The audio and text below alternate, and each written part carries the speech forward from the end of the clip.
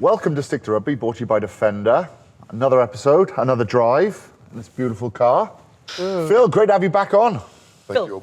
Yes. Nice. He did say he was going to bring some sourdough this week, though, didn't he? As I said, he did, and the butter. He said butter and sourdough. So I haven't had breakfast this morning because I knew Me neither. I've just had a pretzel. Right, sourdough, would you have it just with butter or would you have something on top of it, like some jam, honey or Marmite?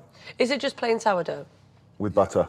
Butter, just butter. Okay. It's got to be toasted, though. Yes. Oh yeah, 100%. I think freshly baked with butter, and then once it's been opened, Yes. you can go. What about bread with olives in? Love it. Oh, no. Yeah. No? Just ruins it. No, well, no. do you like olives? No. Well, What about kind bread of with like explains itself. rosemary and thyme, you know? Yeah. Yeah, nice. Nice Oh, bit. lovely. Okay, question for you. What other things do you think we've managed to ruin? So you're just a plain bread. What about scone?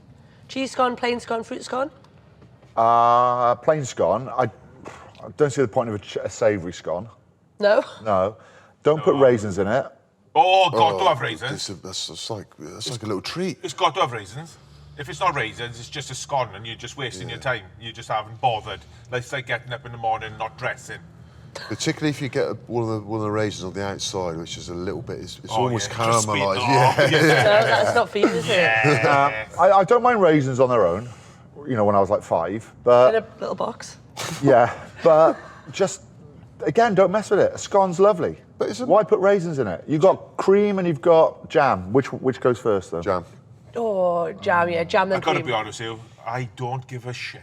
As long as they're both on top. Do you know this? Oh, what goes first? Is it all going down your gob? I can imagine you putting jam on one, scone on the other. Put them together. Put them together. Oh. Phil, have you done a cookery book? No. Okay. Would you do one? I would love to do one, yeah. But it'd have to be authentic to my kind of food. Chapter so- 1. Chapter What 1. would it be? Oh, it'd have to Sourdough. It'd have to be a sourdough. Probably be a wouldn't sourdough. Yeah. Go for the sourdough. Simple bakery tips. Everyone keeps asking me, social media, I can't do it, can't do this. You've got to be prepared to fail, so just some basic rules, but just get involved and don't stop. And then I keep it really simple, like, you know, meats, dishes. What's your vegetables. signature dish? Well, I think if you said to me, what would I cook? What could I cook? What would be my last thing? Yeah. What was the last thing in the world you could cook? What would it be? It'd be a Sunday roast. I mean, Yeah, beef. So that would be your dish. That would Yeah. that would be the front cover of your cookery book. Yeah, and anything which celebrates good produce, but yeah, it'd be very simple. It would be meat and veg. But I like all kinds of foods. But yeah. So no cookbook, Phil. What about an autobiography? Well, I did a book when I was still playing, so it was kind of not really the same as. Is it an autobiography? What was it called, mate? Yeah. Rugby for Dummies. Raging Bull, actually. Oh yes! Yeah, thank you very much. so I remember it was this. born. Yeah, but Did you give any of your scrummaging secrets away? I didn't have any. My scrummaging secret would be Push. this: find the biggest second row you can and get behind you. World Cup winner? You must have done one. No, I haven't. No. You should. I think the girls will see more of them now. You think Maggie, Catherine Spencer, our guest today has done a book. Oh, come on then. Who is it? Ruby Tui, my new bestie. Oh, you knew, yeah. You were like Ant and Dec on a Saturday night. She didn't know what Ant and Dec was though, which ruined it a little Really? bit. Yeah. So what, does she be on the other side of the world, isn't it? Well, ridiculous, isn't it? Who doesn't know who Ant and Dec are? Okay, so she won a Rugby World Cup in 2021. Yeah, gold medal. Gold medal, Olympics. Silver medal in the Olympics. Yeah. Yeah, I mean, she's pretty a New big Zealand, name. What Player of the Year. you're trying to say is she's kind of a big deal. Yeah, big deal. And she loves a little bit of dye in the hair. She does. Hey, that's why you'll get on with her. And it's red. And it's red, well, yeah. You got brown dye in today, mate. Me? I have literally, I went in and I said, what haircut do you want? I said, I would like a Shanks. This is as close as they could get. Esky, you've done loads in your career. There must be a book out there on what you've achieved. No, I haven't done an autobiography yet, but I did something for the Welsh government to try to get teenagers and especially young boys into reading. So I did a little book about a little bit about sport, a little bit about dyslexia back in the day. Oh, that's wicked. I did that in 2006. Wow. Yeah, so I should have known something. The day I got up and we were just about to start writing it, because of course I had a ghostwriter, because I was dyslexic, so I couldn't write it myself. Nobody knew what I was talking about. And I fell through the shower. That's the day I fell through the shower, and had to go down for an operation. How did you fall through the shower? Well, when you're my size, it's very easy. Did you slip?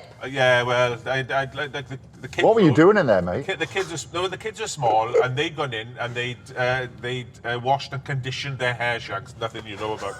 And they'd left conditioner on the bottom. I went to step in, I slipped, and my arm went through, and That must have hurt, man. I went down, and you could see the bone, and you could see the gristle and everything. And I went down to the hospital, and there was a massive queue in Llanelli Hospital.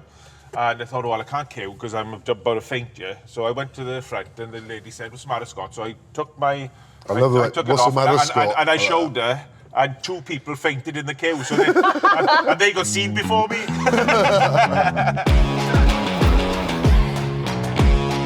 I went from shaking hands with very questionable characters straight into Buckingham Palace shaking hands with the king. If you're not ready to play the All Blacks and you're worried about them doing their Haka, then what the hell are you doing? They must be proud, for both of you, to know that you've grown the game. Just under 40 years ago, the game played by women didn't exist. This is Katy. I hate sevens. I don't care if you get the ball, Ruby. I'm never coming back to the sport. If you want to be a professional and you want to actually help the 15s program in 10 years, go win a medal at the Olympics. Yeah. That was the only answer. As I went to put my toast in, he turned around, it was Rafael Nadal. I was about to tell the Rafa to move. I was like, England Red Roses are the most consistently performing rugby team in the world at the moment. Is there no pressure on Canada because they're playing in Twickenham? Is England... I like it. They're going to be sitting there, they're going to...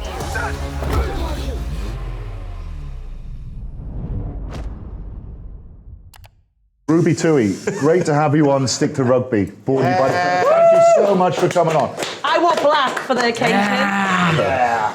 You're taking the mickey. I'm not. Are you? That was sincere. I mean, you two are dominating Saturday night TV at the moment. She- What are we going to do when you leave? I text her every day, I'm like, you better wear a black shirt or I'm not working with you. That's an actual true fact. And she texts me back and is like, wear white. I'm like, no. No. Ruby, normally one of us cooks or bakes some delicacies, and Phil was meant to do a sourdough. Katie's big time now, so she doesn't want to do it. I didn't have time, and nor did Scott. And the shop was closed. But what we've done for you to make you feel more welcome is we have imported some New Zealand snacks for you. And I know you're a big fan of these Arnott's mint slices. Tell us how we've done, because, I mean, we've gone out of our way to get you this stuff. To give you... Pop to Enfield, to a shop. Give you guys an idea of how well you've done. I walked in and I just felt really at home. Like, I didn't even know you went got a snack. I was like, oh, mean, chips and fizzy. Like, You can't get any more New Zealand than this. yeah, it's a great drink. Good lemony stuff. Good lemon, yeah, mate. Good lemony stuff. LMP, lemon and Paeroa. Paeroa is like a famous town in New Zealand. They've got a giant bottle. Like, I think it's like, I don't know, 50 metres tall, and it looks like the old school bottle of that. And Renee Whitcliffe, who's a it's got cracks that, gee. It's from there, and I drive through it every time I go through Tauranga to Auckland. So every rugby player will know where that is. It's lemony. Try it. It's really Well, I've good. got nothing to put it in. So. It's way better than way okay. better than any of the other lemonades you've had. Okay, well, we'll try it. Do you know why? Because it's good lemony stuff. It's good lemony stuff, bro. Yeah. That's lovely. You usually have it wise. Turns your lips inside out. No, it's nice. It's nice. It's like old-fashioned lemonade. Yeah, and when you get your fish and chips at home, you get it LMP. Right. Anyway, we have a game normally at the start of every show that we've got. We've rolled out all the stops for you, Ruby. We've got a different one. Normally, it's a question and an answer one. This one is a game where you've got a card in front of you, and we're all going to take it in turns to put the card on our forehead. We've got 5 questions then to guess which rugby legend is on our forehead. Katie's gone first. Right. Okay. So you've got 5 questions. Right, 5 questions. And you can only answer yes or no. Oh, he was amazing. So this is the type of game. No, you guys can only answer yes or no. I don't know who it is. Yeah, you No. can ask us questions. Yes, You ask us I- questions. Would you say he was the greatest All Okay. Black of all time? Is he male? No. No. Right, okay, so it's a woman. Does she play rugby? Yes. Is she in this room? Can you do us a favour, nip out for a minute so we can lie? Yeah, she knew. She knew. That's my guy. Ruby, you're next. Come on. Is that right? Is that right? I'm way hopeless at this. Oh, you're good. All right, hang on. Okay. Oh, sorry, I just picked my card away. Yeah. Go, you ask us. Oh, Yeah, right. so you Sorry. ask- you You ask can't us tell me questions. anything, right? Is it all black? Yeah. Yep. Was he a back? Yes. Was he a winger? Yes. Jonah? Yeah. Come on now! Woo! Good. No pressure, boys. Ew. Right, go on. Pressure. Phil. I'm hopeless in this game. Oh. All black. Yeah. Forward. No. Shit. You don't know any, eh? No, that's a no. He was not shit. Oh, yeah. Yeah. Halfback. Yes. No. Justin Marshall. No. Well, New I'm trying Zealand, to think. he's So it wouldn't be Grant Fox. Yeah. Andrew Mertens. No. No. One more. Come forward a bit. As in, Oh, yeah. what's his name? Really good looking one. Not me. No, It's not all, you. it's all in the height. Oh, Yes, you're right. Dan Carter. Yes! Dan Carter, you were officially good looking Phil said so. He was the first one to do all right, underwear all ads, right, eh? hang on. He did underwear ads for the first one. No. Well, I know him in all black. No. No. Nah. Dame Takira Takanua. No. That's the only other New Zealand. If I'm not in all black, a fern. Oh, right, Black okay. Fern, yeah. Blackburn. Black fern, red fern, yeah, Welsh. I haven't got a clue. You do. This World Cup. Quick. Think quick. Yeah. Oh, Yeah, I'm hopeless at names. Teammate of mine. If it wasn't, Can I give him a if it clue? wasn't 1987 to 1991, Who did I play she's with? the top- Surname Lucid Prop. And she's Pop top the try name. scorer of the whole New Zealand played a test, lot with. test tries. Trevor. Portia Woodman, doesn't it? Portia Woodman. I'm sorry. Okay. She's bloody good as well. Let's have a look. That's who you thought you had, eh? Oh, Jesus Christ. Okay. Tough Am I male? Yes. Yes. Okay. Have I won a World Cup? Yes. Am I Richard McCaw? Hey. Oh, thank you. Yeah. You guys really didn't want to No, I talk didn't cheat. I didn't cheat. It was going to be an obvious one, wasn't it? Because they all were. Anyway, moving on. You're here for the World Cup, Yes. and then That's you. the only reason I Oh, No. Well, I'm not here for the jokes, am I? or the I say that sun. personally All the offended. sun, Oh, the sun. all the fish and chips. Have you been to the UK before this? I know the answer to this. Yeah, well, you acting like you don't know me. I've been to your house. Oh, sorry. Yes, sorry. No, been to the UK a lot. When the World Series first started up for women, it was London Sevens was the, the pinnacle event at the end. So, yeah, Twickenham sold out. Couldn't hear anything. Have you been to Buckingham Palace before? Tell the story, because this is a good story. Just say, tell the story of Tell a when story Buckingham when you Palace. went to Buckingham Palace with Bro, New do you Zealand. want me to tell you the real story? How amazing it Yes, tell Do the you real want me to tell story. you the actual story? Yeah. Okay, so in New This is Zealand, exclusive, right? in New Zealand, I love getting massages once a week, organised by myself. Like we get them for the team, but I get them by myself. And I've been to you go to Thailand and they jump on top of you, crack. Yeah. So I love all that stuff. Oh, yeah. And then we had our team schedule, and it comes out for this day, and it's like blah blah blah, and then the bottom was like Buckingham Palace, go meet the king. I was like, oh yeah, all right. New Zealand Embassy, I was like, oh yeah, right. But above there was a gap. I was like, oh gee, I'll just go get a massage, perfect. And then I was like, where's Buckingham Palace? Where's all this? Trying to Google, is it like what's that, Piccadilly Circus? Piccadilly Circus. Some kind of circus anyway. And then we go there, and I was like, Googled. I was like, man, there's like 100 Thai massages. I was like, man. And then so I was like, we got there, and I was like, this will work out perfectly. Have you ever been to a Thai masseuse in Piccadilly Circus? I feel like you're testing me here. Chance might have. I don't know what to say. Okay, Very famous Ruben Africa denial. let's just say I went from shaking hands with very questionable characters straight into Buckingham Palace shaking hands with the king. Honestly, I got the biggest culture shock ever, and nobody helped me. When I was asking everybody, they were just laughing at me, like, what are you doing? And I was like, I genuinely am a sports player, like, I'm not making this up, like, I really need help, like, my muscles are really sore. And they're like, ha, yeah. And I was like, what do you mean? Sorry, you have to Google it, okay? I don't know who the audience of the show, but there's no Thai masseuse parlours there that actually will help sports people in that area at all. No matter if you go to 20 of them, You think it's a t-shirt, it's a dress. Did it take you 20 to find that out? It took me a lot. And everybody just kept laughing at me. Like, no one would help me. And then we met up at the embassy, and I felt a bit flustered, obviously. And then we get on this bus, and then as a tourist, you go Buckingham Palace, and you're just stuck outside this gate, and then the gate opens. I didn't know that. And then we drove through there, and then I thought the bus pulled over, and I was like, oh, we're here. I went to get out, and then all these people, these armed guards come, they're like, no, stay in your seat. And I was like, well, and they're like, everybody get out your passport. So you have to prove that you're you.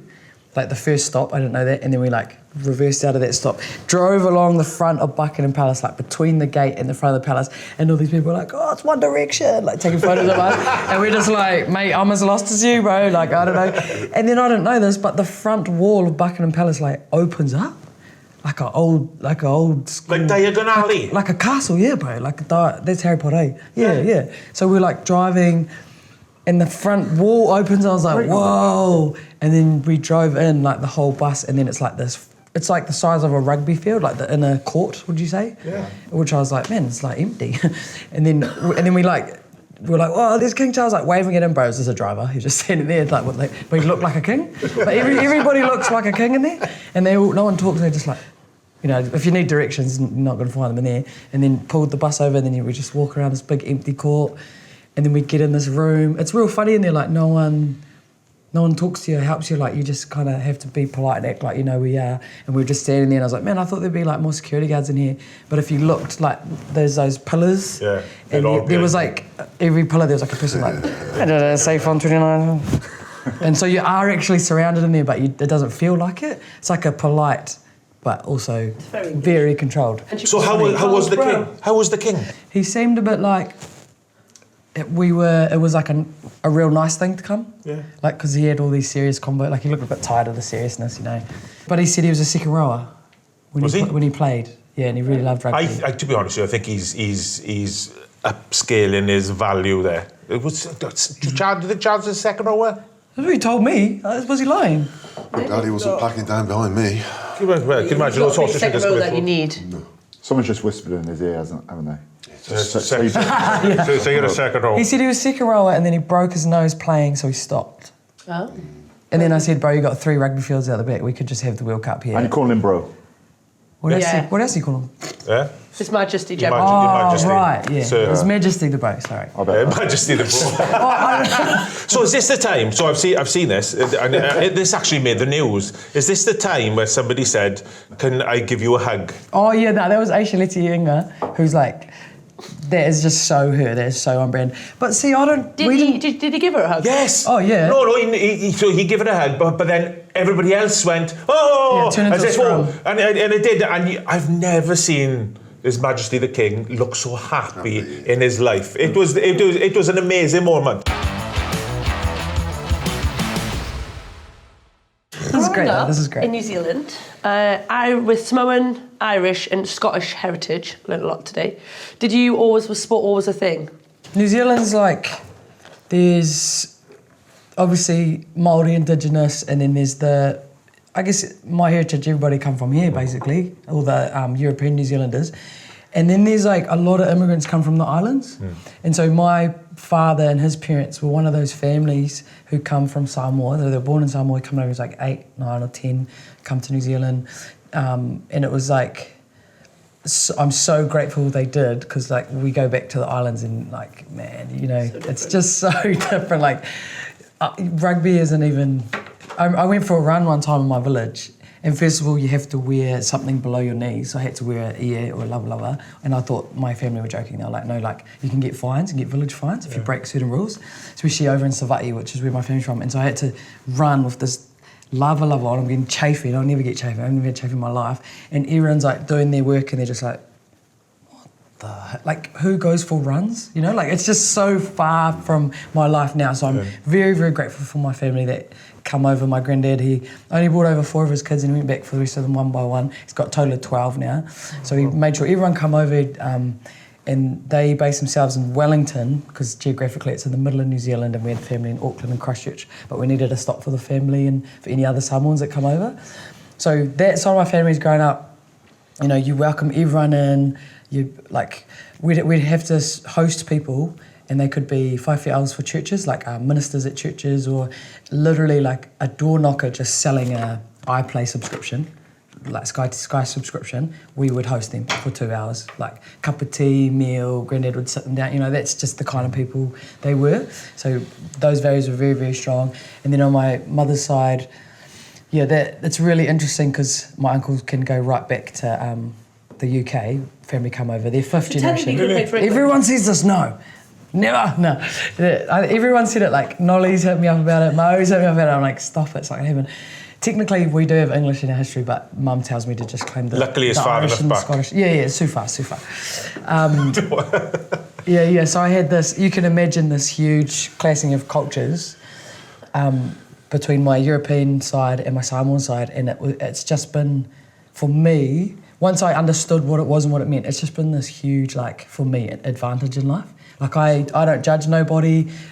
Everyone's like, man, they're so weird, they're so... I'm like, no, they just had a different upbringing. Like, that's literally all it is. Like, that's not rude or arrogant when he says go for Canada. He's just a little different. He just grew up different. No.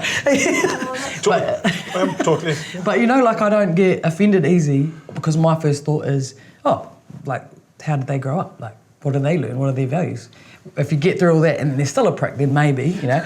But, you know, Katy... We'll get there. We'll get there. So, you know what I mean? Yeah. So I had a real different upbringing. Like, my week to week looks so two different worlds, but it's just helped me so much. And in a team sport, like you guys know, there's some different eggs out there, and I'd always be the one to be able to get them to buy in, you know. So did rugby, when you found rugby, did that help you have some clarity and direction and sense of belonging? Yeah, I think sport does that for all of us. Like, you know, unfortunately my mum ended up with another fellow who wasn't that nice, and so there's stuff going on in childhood, but as soon as you find a sports team, I call it like the white line becomes the ultimate equaliser. It doesn't matter where you come from, what you've done. If you cross that white line, you're either good or you're not. You've either done the training or you haven't. You know, it's pretty clear. Yeah. And I find rugby and really honest sport, like, oh, you say you got my back, but you missed that tackle. Yeah. You know, like, or you say you got my back and you cleaned that ruck that I made this massive break and I thought I was on my own alone. You had my back and you put your body on the line to clean out that annoying number 7. You know, like, it's such an honest, you don't need to tell anybody how much you have their back because they just nearly broke their arm for you. Like, it is what it is. I love rugby. Gets rid of egos as well, doesn't it? You know, anyone that's come in, you know, it just grounds you completely. Yeah, bro. Yeah, that's what I love the white line when you cross the white line, but it gives you more than that as well, because when you cross the white line, you can become somebody different, and you've got to be, because it's 1-on-1, it's 15-on-15, it's team-on-team, and it's everything that you want in that gladiatorial battle, really. But off the field as well, it gives you so much with all the friendship and being around the people, like-minded people as well. Do you enjoy that side of it? Look, I think in the women's game is really interesting at the moment. Like, I'm stoked at the exact timing of my career because we've gone from amateur to professional, and you guys probably would have had to grow up with it more, but I've realised when you're amateur you can grow up and learn and become an adult and then play rugby because you love it, it's your hobby. But in a professional environment, you're in there from 18. You've got to grow up in there. And so, you know, you cross that white line and there's all those rugby stuff, but off the field, you know, if this guy's giving you a hard time or... You came into rugby later though, right? Like, it wasn't, we associate because you're a Kiwi that you literally grew up with a rugby ball. But it was netball was your first sport. I think as a Kiwi you grow up every parent screaming the words like "knock on" in the house and cheering. Like, every Saturday, that's all the lingo. Yeah, like, that's what you grew up with, everybody. But yeah, referee's rubbish. yeah. You don't even know what you're yelling. You're just yelling stuff. And then, but yeah, lots of girls my age. We all went to netball. Like, I joined a netball academy and really thought I wanted to be a silver firm, which is our national netball team. There's a couple of girls who grew up playing with the boys, like Kelly Brazier. But just where I grew up in my high school is a very small town. There wasn't even guys rugby, I think. It's a hard little town. They didn't play league. So it was like league or netball. And the league you weren't allowed to play with the boys. So netball all the way through. And then it wasn't until university I found out. Like 18, 19? Yeah, 18. And I only played because my uni hall was next to the rugby fields. And they just were like, oh, do you play sport? Like, can you come? You know, so I came down to a training and... Yes, I was The thing is playing. with netball, my daughter played. People think it's non-contact, but it's So actually hard. it's actually really physical, isn't it? That's why I find rugby really honest, because netball's like you're pretending not to contact, but you are all the time. Like I was getting shoved in the ribs by like Vicious. adults, and I was just like, oh, I couldn't figure out how to like lie about it. And then you get to rugby bro, and it's like run it straight. Like it's just like boom, it's all about contact. So yeah, I loved rugby. I think it was a good netball was like a good preparation and mentally, because I was like finally. I think physically for a winger as well, like netball can play because it's quick feet, isn't it? yeah, It's quick feet. It's sharp off. 5 metre sprint. It's turn left, turn spin, everything. One of the best players I've ever played with, Katy McLean. It was her footwork, bro. That was straight out of netball. Oh, yeah. And Portia, She was like Shane Williams-esque, like she was so evasive, like full speed, could turn on a 50 fence piece. Yeah, She like- was. What position were you in netball? I was in the defence, Yeah. but like as I got higher, I got shorter. Well, everyone else got taller, so I had to move into the mid-court. Yeah. But I love defence because you could like read the play. Yeah. You know, like when you read a really good intercept in rugby, like it was really fun. Get elbows out.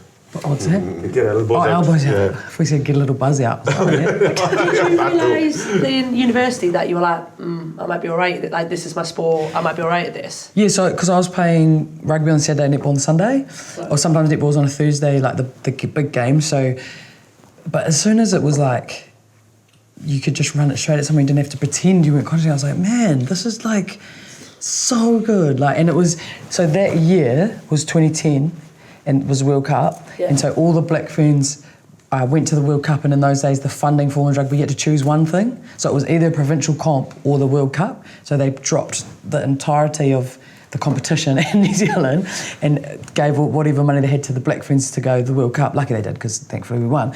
But I just wanted to bring that up for KDM. But the competition had no system, and I couldn't believe it. All these coaches were like, at the club trainings, they'd be like, look, would you want to play a Canterbury team, because we'd have to do it all ourselves at a fundraiser, and everyone was like, yeah. And then the coaches would ring, like Auckland would ring someone, and we'd ring Wellington and be like, do you guys want to play? And so everything was just organised by the volunteers, and I was just like, this is so cool. Like, instead of going, oh, boo, got no money, can't do anything, let's just go home, they were like, sweet as, okay, what do we, let's make a plan. And I just was so impressed with the attitude. I was like, nah, bro, these are the people that I want to kind of be in love with. Was there one game or one instance where you're playing rugby and you thought, right, this is it. This is what I want to do now? So 15s was like, it took me a while to kind of figure it out, and it wasn't until I played with players like Midia Marsh or Midia Rule.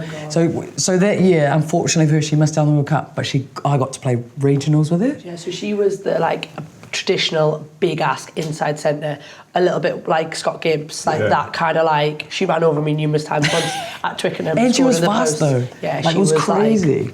And she could kick. And she had a skill set. So she played fly half and I played centre. And that season, I just learnt so much, because she'd be like, Ruby, can you not see?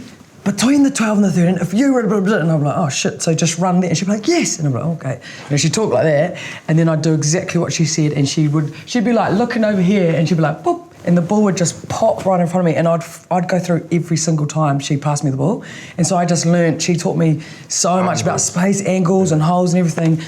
And so I really grew in that space, but it wasn't until the Olympics took up sevens, because I was a little bit smaller then. I was like 10 kg smaller, I didn't even know what a gym was, I thought it was a person. And so it wasn't until I started to get a bit bigger that I got better at 15s, but sevens was so good. It was like netball and rugby union combined for me. I wanted to talk about that because in 2012 you go you on, you get the sevens, and you've seen a lot of that. A lot of the All Blacks, a lot of the Black Ferns, they come through the seven system. And was that something special that was that you thought, oh, you know what, I'm the right frame, I'm quick, I'm strong. This is where I can absolutely excel.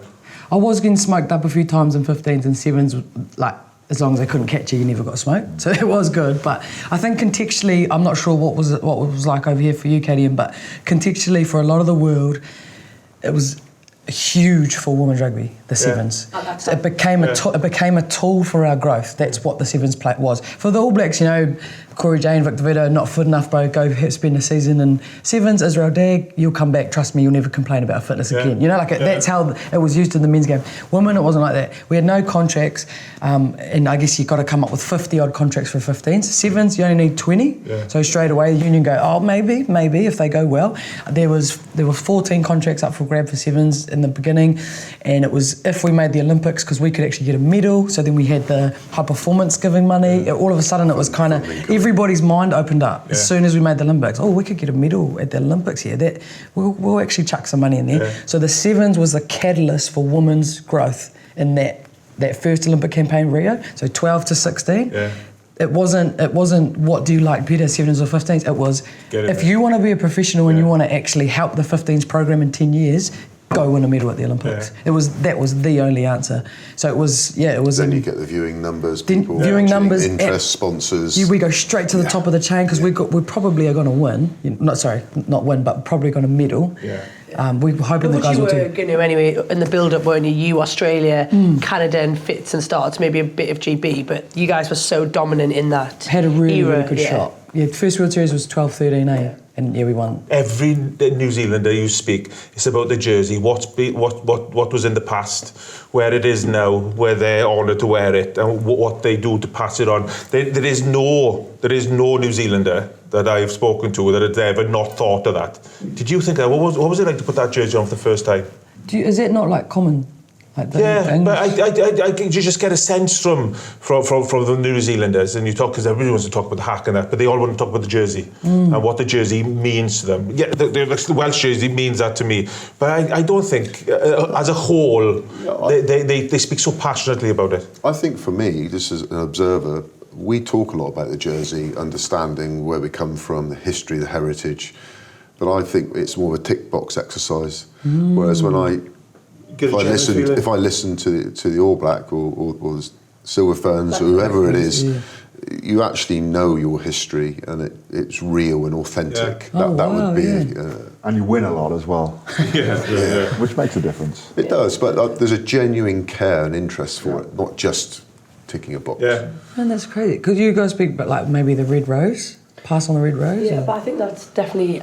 We're going back to find our history. It's not something that we've been brought up with behind. It's almost like that's really important and we need to understand what's come before us. But it's almost like the other way round to teach the girls today about the challenges that those have gone through before them. But I think probably Scott's right. You guys seem to know that from you're brought up on that. Yeah, wow. That's really cool. There's a lot of cultural intertwinedness there, and in Māori culture, which is New Zealand's Indigenous, it's very stock standard. Like Portia Woodman can go back 7 generations with names, children's stories to when her family came from the islands to New Zealand. Like that's very common. It's what they call it whakapapa. So you can whakapapa all the way to where your family came. Like it's a cultural thing there, and I think it's come into the black jersey situation as well. It's like, I know great 14s that have played, the stories of the Black Ferns, funny fundraising stories. The Haka, first time Debbie Chaser led the Haka, no one wanted her to do it, and they did Kamati, which was now just solely the All Blacks, but it was before we had our own Haka. She got so much backlash, but she made a decision that day to do it, and like now look, we have our whole own Haka, and it's like so amazing. So it's a history, and you can call it rugby whakapapa. So your rugby whakapapa is your first. It's your first. You nailed it there. No, but like you have. Could look at you and. Literally, really well. Really hard. Sorry. It is actually a cool word because it's your club, your first ever club that you played for when you were 5 years old or whatever. That's your whakapapa. And then you made a regional county team. Then you made a PWR. What do you call your fellas? County. County. And then Super Rugby, whatever, PWR, and then you made your national team. Like it's a really cool journey, and everyone has that. You have genealogy of your rugby culture. I was never like that star player that hard out made every tournament or every game. as soon as the World Series started, I didn't make the Dubai team. I didn't make the Houston team that you guys won. Oh my God, Houston Yeah, seconds. England won that. I was really mad about that. I got 12 seconds that tournament. 12 seconds. You used to be blue, too. Yeah, 12 yes. seconds. 12 more or seconds less. over 6 games. That's right. She got 12 seconds more than me. It was a good 12 seconds. It was a good 12 seconds. Trust me. Quality, not quantity. That's Argentina. 12 tries. seconds. So, it wasn't until China of that World Series that I got back in the team. Yeah, we had them in the final as well. It's a really good game. How did that not being a part of the team? Did that just go? Do you know what? I wanted more now. It was real niggly back in those days because you couldn't go back to work and trial. You know, like you can't go and prove yourself again. You're just kind of on the whim of this coach or of an injury or something, you know. So it was really gutting and frustrating because you're sitting there like, wow, like what could I have done 6 months ago at that one trial camp? You know, a little bit better, or I can't play again to show them. So it was really, if there's an injury or if something changes, it's like, this is my one chance to play well and to trial for that whole year. Yeah. You know, like, so every second you were assembled, it was like so important that you performed. These days, I guess you can turn up at trainings and, you know, you're always having games into team games. So a lot more opportunity I find these days. But yeah, it was pretty rough, bro. It was kind of like, oh, thank you.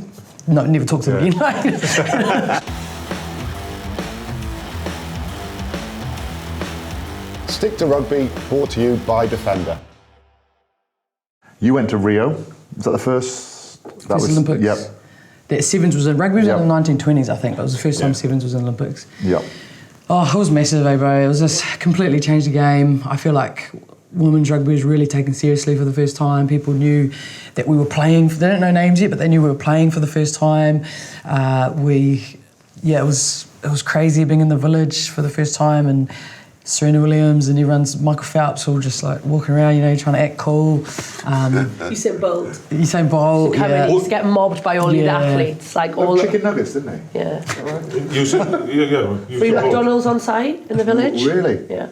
Who did you get overawed by? Was there somebody in the village you thought, oh, I can't believe it? Bro, I don't know about like overall because I kind of felt bad a lot of times, but it was one time, like, you know those toaster machines? Yeah. And they take 10 years to come out. Yeah. Bro, honestly, I was like, just waiting for some toaster people, and this guy was standing right by the where it came out. Yeah. And I was like, does this guy not know how this works, bro? Like, you're in a line, and obviously your toaster's in there, but it's going to be 10 years. Just move to the side so I can put mine in. I was getting a little grumpy at him, and I was going to say something rude. I was like, Ruby, because I'm not good in the mornings. Anyone sees me in the mornings. I'm not a morning person. No, bro, and people are like, are you okay? Like, but so I was like, I took a breath, I didn't say anything, and eventually he moved. And as I went to put my toast in, he turned around. It was Rafael Nadal. Was it? I was about to tell the Rafa to move out of my way. Like, I was so mad, and I was like, look, I was putting my toes in. Like, Did you know there's one massive arm, one tiny arm? He's got one massive arm, one tiny arm. Brilliant. Yeah, far out. Left hand, lefty, and So how did, you won a silver, is that right? Yeah, so our Olympic, there was a few of us that went through that whole time, and because of COVID, the second one was 5 years, so it was a 9-year. It was like a 9-year revenge battle, bro.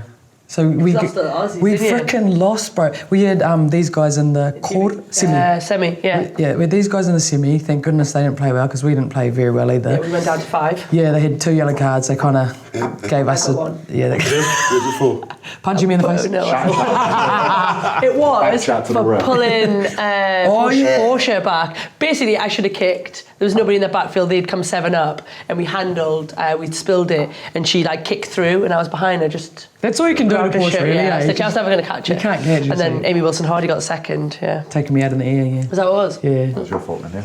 Yes, we lost it. I'm slightly embarrassed about getting a yellow card for pulling a shirt. I mean, I pulled her well. It was a good pull. Yeah. It wasn't. There was no like. Yeah. I know Katy said like pull the shirt. We'll probably look back. High tech off the wrong. GBH.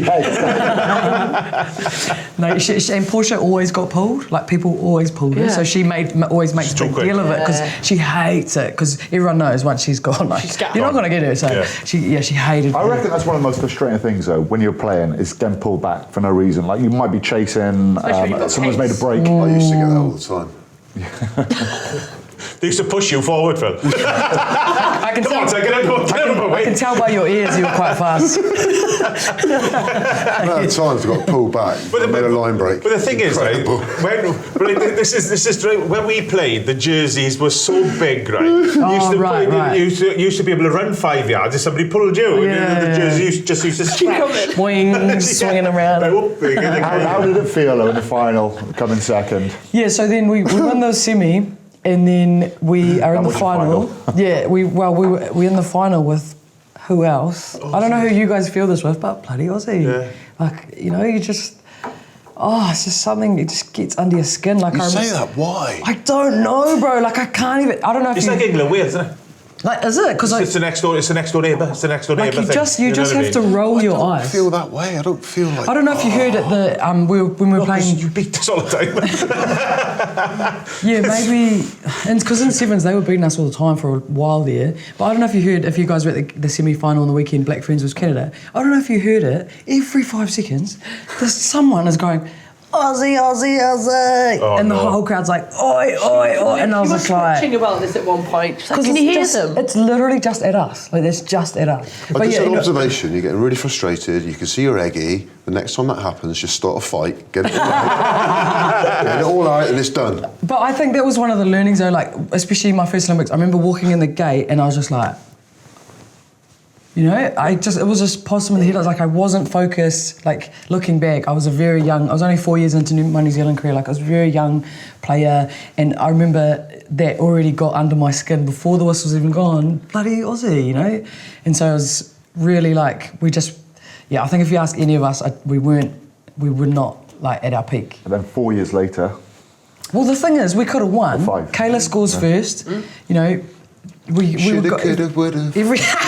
everything is going really well. But I distinctly remember this feeling of in sevens is 3 at a ruck usually, ball carrier, person over and halfback, and I had this instinct to go to every ruck. Like, we didn't have that. You know, when you got trust on the field and you're like, we're sweet as we're going to win. We didn't have that. We didn't have that. On paper, I thought we had the best players, but we just weren't quite there.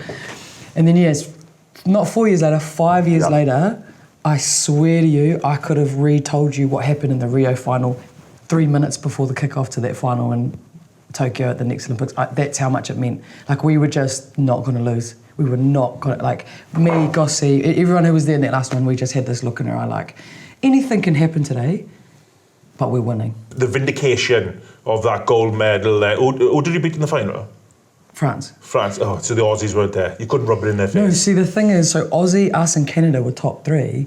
They didn't make quarters. Yeah. Because that's what happens at pinnacle events, bro. Yeah. Everyone thinks, getting to the finals is a sure thing. That is the opposite of a At pinnacle sevens event. especially, because it could be a Sevens bounce of a especially. ball, a yellow card, it could be anything. And then Our semi was Fiji that nearly beat us, and they were like ranked no one took them seriously. They took out all the big dogs, and like we know how Took good out they are. Canada in the group, didn't Took they? out Canada, bro. Like, everyone was like, whoa, and I mean, we were sitting there like, nah, bro, that's footy, that's finals, that's World Cups, that's Olympics, anything happens. what was it like with no crowds though?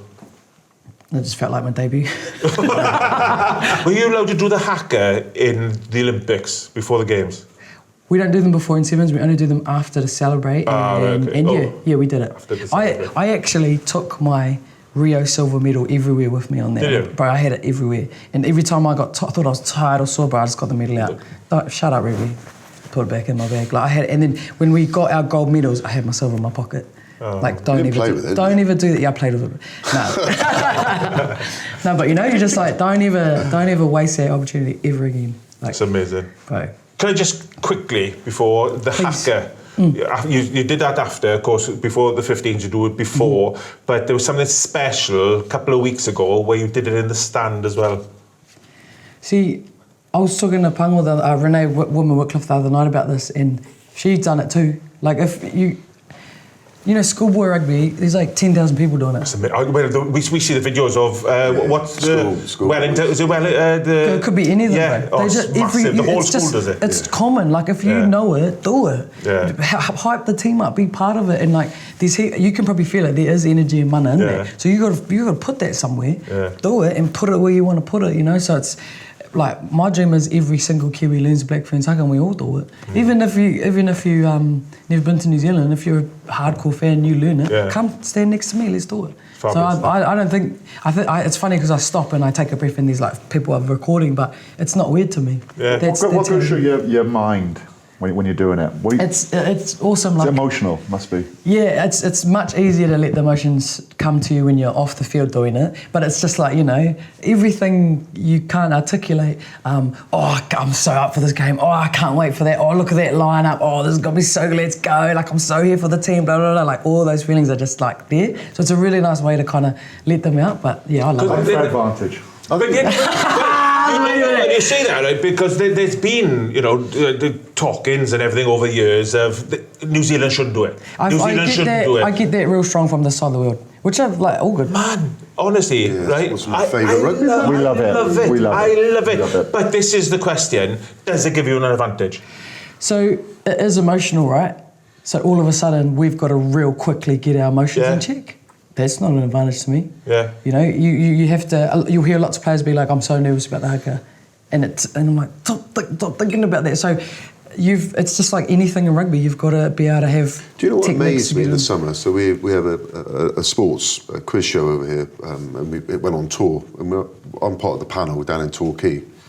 Maybe 5,000 people in the theatre, and I'm with Zinni. Oh yeah. And a few others doing this Crushers sport thing. And I stitched him up. I said, Zinni, they'd love to see you do the Haka. Bear in mind, we're messing around, it's all good fun, really.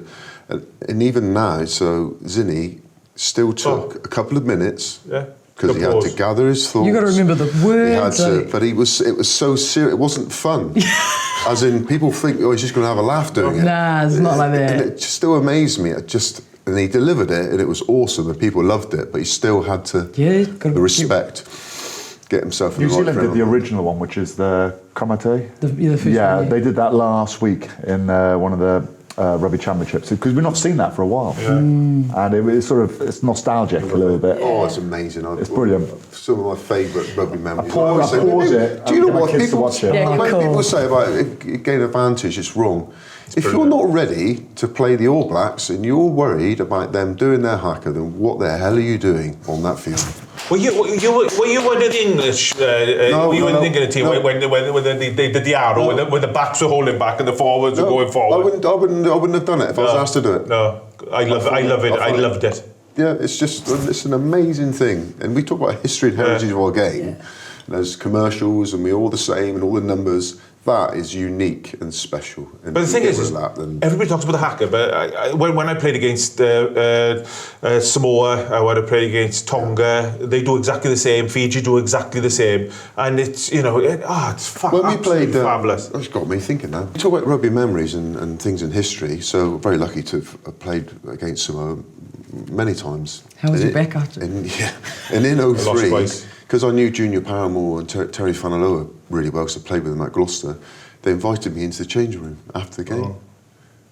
Oh. Look. Yeah, that's cool, man. Oh, it was magical. They do their little, but it was everyone. You talked earlier on about everybody. Doesn't matter who you are, doesn't matter where you're from. Yeah, man. Bear in mind they've been trying to knock lumps out of us for the last. But God, it's such a special moment. Yeah, harder. In New Zealand and that part of the world, it's very common. You just Haka each other, and it's got, if you think about it, like sport is such a weird. You know, we try not to have wars anymore. We just try and go play rugby against each other, and it's so you've got to kind of you cross a spiritual line. You got to. There's rules, but we're trying to kill each other for a bit. Yeah. You know, we're trying to kill each other, and we all know the rules, and we all know the risk. We know there's a white line. Yeah. This is actually a sacred arena that not everyone gets to be in. Let's make it that, and then we finish. You know, it's a different space in life. I could see it in your eyes then. I was a little bit scared. I was just.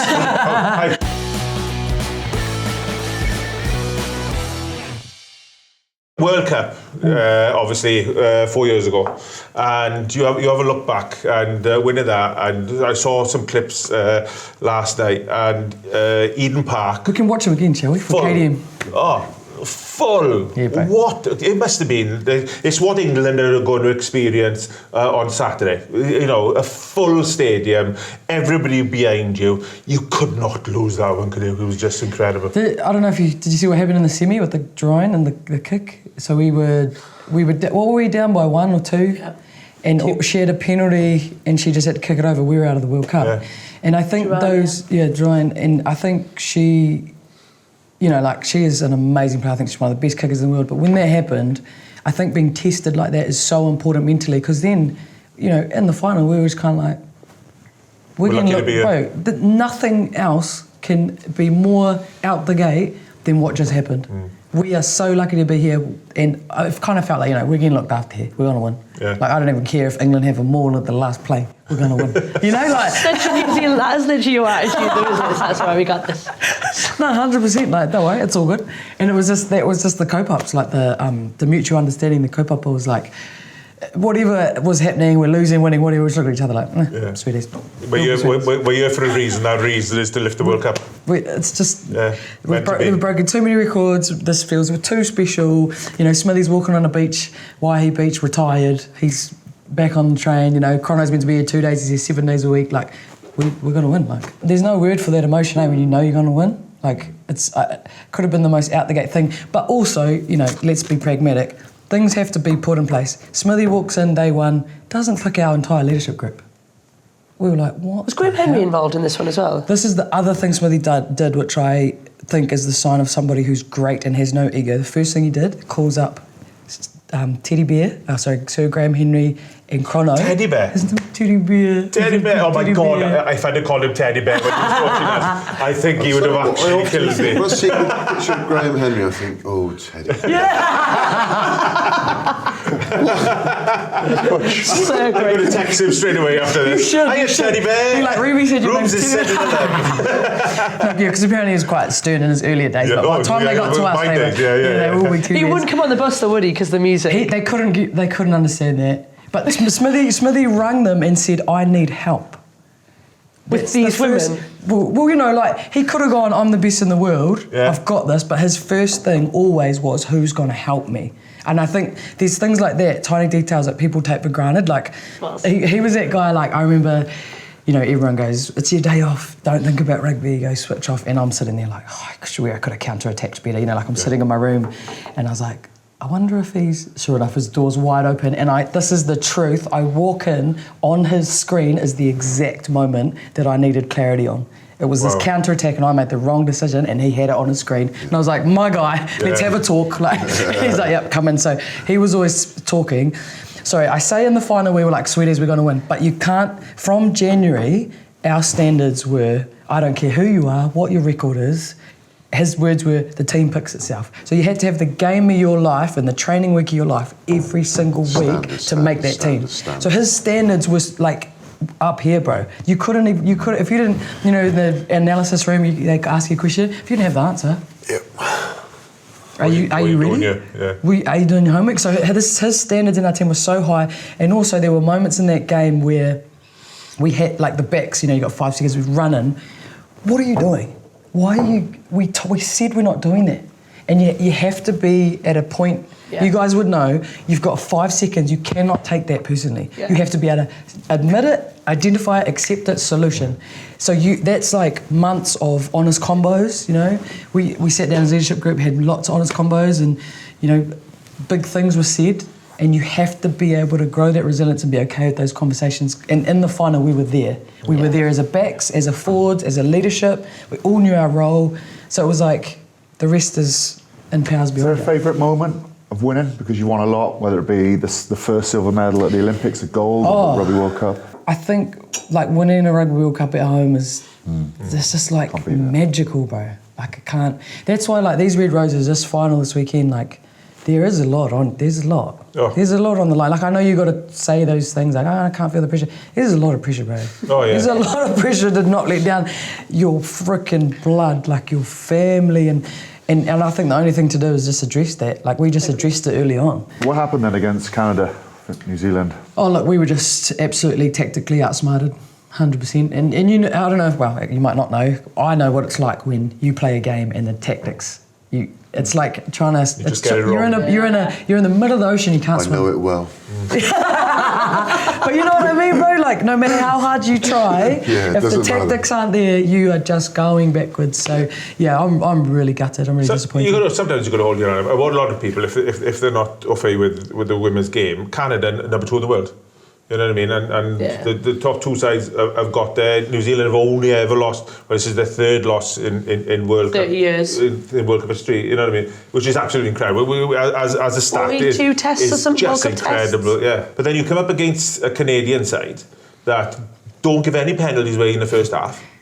61st minute for their first penalty. And then all of a sudden their pack is on fire, they're playing well, they're running angles that you know, the best mathematician would be proud of. And all of a sudden the Goody's kicking goals for fun. Yeah. You know, she's running angles for fun, she's scrummaging for fun. Most line-out takes, most carries, most... And she's playing with a smile on her face, and you just think, probably it's the best two teams in the final now. If you look at what's been happening lately, 2 times ago we played Canada, they won. The last time we played Canada, they were winning 82 minutes in. We scored, thank goodness, you know, a 30-something phase try in the end, so it ended on a draw. If you statistically look at how Canada are going, Canada are our only realistic measure, no offence to Australia or the USA, but in terms of top 4 standings in the world, they are the only ones near us that we play. Yeah. They are the only measure we have of how we're going, and we didn't beat them. We haven't beat them for 2 years. So to me, that's how the stats were going. And the reason they're not penalised is because they've taken the ref out of the game.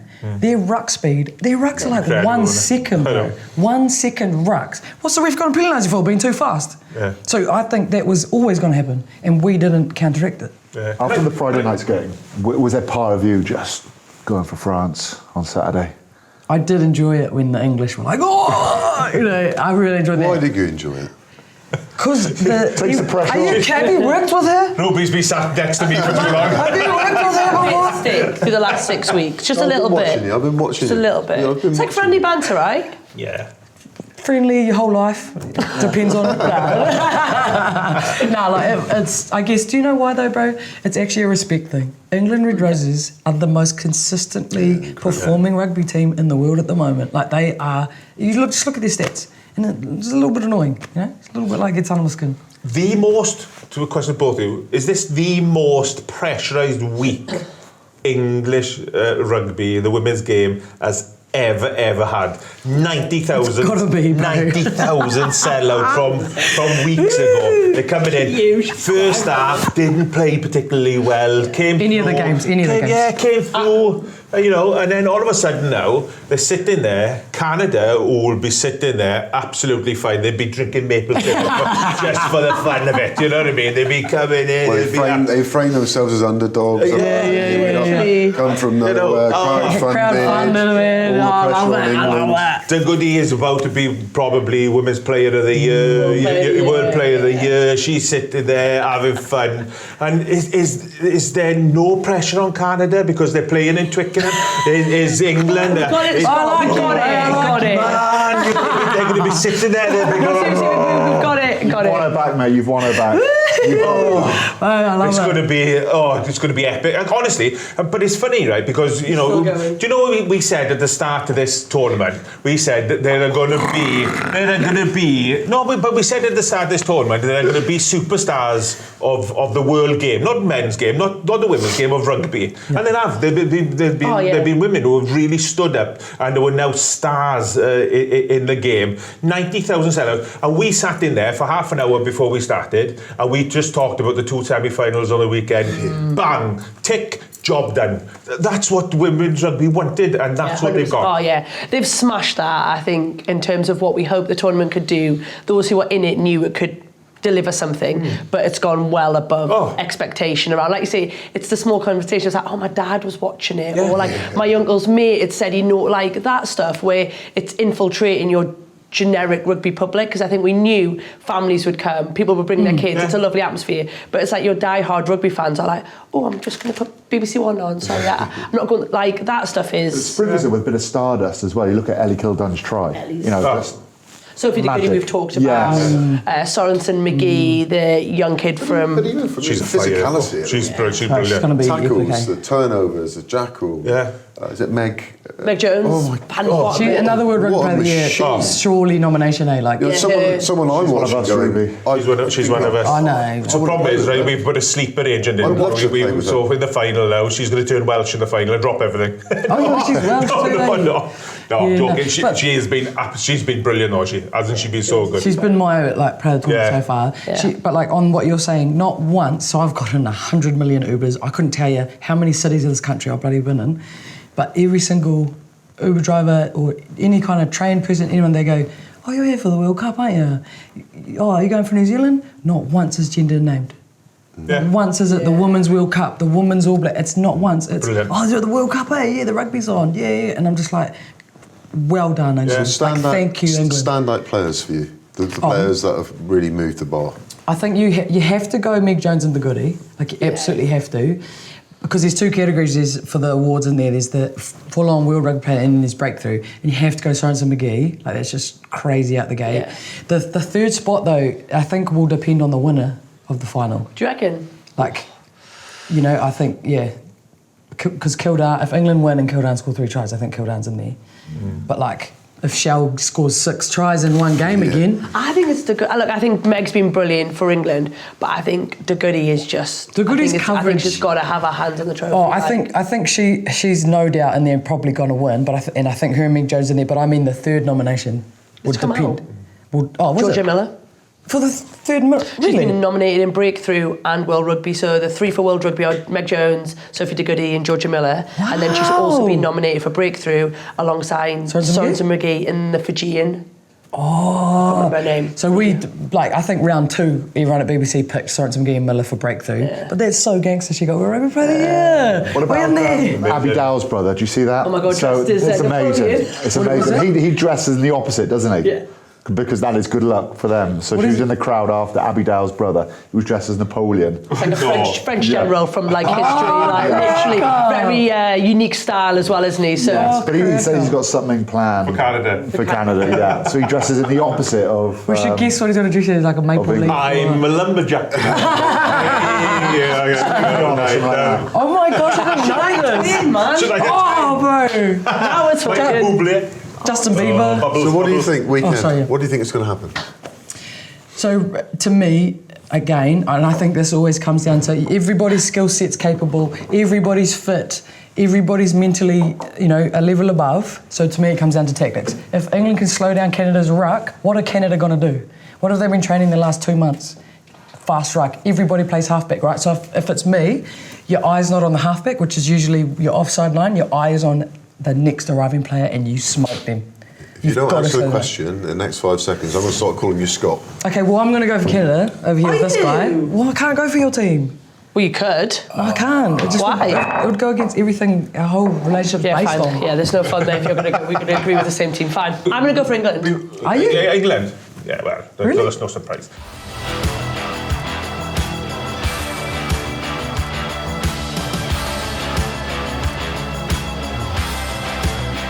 Stick to Rugby is brought to you by Defender. Now you're obviously authentic. You're funny. Is that Thanks. She's never said that to me. is that the real you? Is that just you and that's why you've taken to social media, to punditry so easy, because you're not doing anything different, you're just being you? Sorry, that's such a weird question to me. Is that the real you? Like, I'm just secretly... Maybe I'll ask you that. I literally, because I've obviously played against Ruby and coming to work with her, I was like, oh, what different version? But it is truly her. So she does the Haka because she wants to do the Haka. Everything we see is stuff that she would do, whether there's a camera or not. 100%. And she's slightly funnier on TV. I feel as like well. we're about to wrap and I don't want to miss the storytelling. Oh, wow. Just chuck it around, put it somewhere that'll make sense. I remember vividly in my memory the day KDM quit Sevens. Do you want me to, Yeah. honestly... When you run around there? Yeah, no, 3 times. I've done it 3 times already. No, so we're in just... I set that up already there for you. When Sevens first started, England were actually top 2. Like, we always had them in the final. They were really, really good. I can't remember the year, but I know it was in Kitakyushu, Japan. Oh my God. And we're standing there at the scrum, and me and Gossi are like, we always try and get in their heads in a big game. Like, I'm gonna, Katy, I'm coming for Katy. And honestly, like, usually when you're going to go and attack, you're like, you're ready for the ball, like you say, this is KDM. standing at first 5, and I went to pack down, so I was like, what are you doing? And Katy was like, I hate sevens. I hate this game. I don't care if you get the ball, Ruby. I'm never coming back to the sport. I don't even care. You're a diva. Right, no, but I never heard it. I was shell-shocked. I was like, hey? You come across so innocent. In defense of the story, the reason I was in Japan is because I'd been red carded against Scotland 2 weeks early in the Six Nations. So I'd been banned. It'd What are been you red dropped. carded for now? Oh. You've got discipline issues as well. What's a red card for? I was like a tic tac. It wasn't intentional. I just took someone's head The off. story's not helping me. It was like a tip tackle. Right, yeah, I dropped her on her head. Oh, But basically, I'm going to tell us, I was tackling the Italian girl and I'd kicked through and she went to ground it, so I went to take her back over the line. But you know when you get your legs, and I fell this way and she landed on her head, and then we went to a disciplinary committee, which must be similar to like a court session because it was in a posh hotel, everybody's in suits, awful. And they slow it down so much, don't they? So it was like frame by frame, and I was like, but it didn't happen at that speed. So I'd been banned, couldn't play for England. England went to go and win the Six Nations in Ireland. And I got dispatched, because it was in a World Cup year as well, to go play sevens to keep fit. And we went to... Dispatched, is that dropped? Dropped from England. Nice way. Went to sevens. Sevens went a bit in transition as well. So I'd gone out to play sevens. It was a really young squad. We'd gone to Japan where there was about 12 people playing. Had the worst jet lag I'd ever had. And there's these absolute morons trying to smash you. And I'm like, you know what it is? Seriously. See, honestly, I've never seen somebody end their sevens career in front of me. Like, they honestly were just like, I don't even care if you get this ball. It was like, She honestly was like, I don't even want to play. I don't even care, Ruby. And I was going, oh, how do I get in her head? She's already in her heart. Like, she just quit in front of me. Like, herself up. but it wasn't just you, bro. I feel like Scares was like that. The whole backline was like, I hate the sport, Ruby. Stop talking to me. You're talking 100 mile an hour there. We know And you bro, can't when I say all so fast. when I say I never saw her ever again, like I never saw her in sevens ever again. You bought a book out, and you. Oh yeah. Yeah. And do I not have what's it one? called? What's it called? It's called Straight Up. Okay. 'Cause- You're quite open about your experiences there. And there's been a lot of women, a lot of girls that have been moved by your story and being so open. Did you expect that? I thought it moved around. I was like, is it? Yeah, so I love puns. My manager actually came up with the name. So Straight Up the Guts. Do you say that? Yeah. So Straight Up the Guts, run it straight, and then straight up, like, I was just told the truth. You know, like, quite, some confronting topics in there. Yeah. And I have lots of parents come up to me like, oh, you didn't tell me that was in the book, and I just let my 10-year-old daughter read it by herself. Like, so just it's PG, the first kind of 10 or 12 chapters. But I go into full detail about like why I think we lost the Olympics, how we turned that around, what silver tastes like in your mouth for 5 years, upbringing, alcoholism in the family, domestic violence. We have a thing called Women's Refuge, which I spent a bit of time living in with my mother, because that's who I am. That's what happened to me, and everybody has their own story and their own journey. So I just wanted to be straight up. Hopefully helping others talk about things that are difficult to talk about, because you're not born and you can talk about these things. So really had to grow and mature emotionally to be able to talk about it. But I was really proud. Like, I honestly thought no one would read it. I just thought my family would buy it. And after World Cup, we went on a book tour, and like, when I say I was just sitting, signing in selfies for 5 hours straight, like, I couldn't even go to the toilet, bro. It was breathtaking how much support the book got. Yeah. And It's